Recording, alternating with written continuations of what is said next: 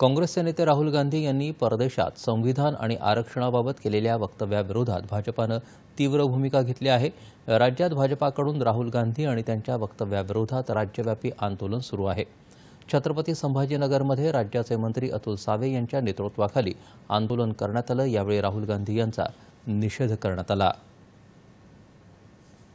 जो डॉक्टर बाबासाहेब आंबेडकरांनी संविधानाच्या माध्यमातून जे आरक्षण दिलं होतं त्याच्यामध्ये बदल करू असा त्यांनी उल्लेख केला। मी या ठिकाणी संविधानामध्ये त्यांनी हस्तक्षेप करण्याचा जो हे केला त्याबद्दल त्यांचा निषेध करतो आणि काँग्रेस पार्टीचा पण आम्ही धिक्कार करतो की त्यांनी असं डॉक्टर बाबासाहेब आंबेडकरांनी लिहिलेल्या संविधानामध्ये कुठल्याही प्रकारचा बदल करायचा प्रयत्न करू नये।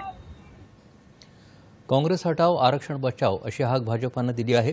भाजपाचे प्रदेशाध्यक्ष चंद्रशेखर बावनकुळे यांच्या नेतृत्वाखाली अकोल्यात तर आशिष शेलार पंकजा मुंडे यांच्या नेतृत्वात मुंबईत आंदोलन होत आहे।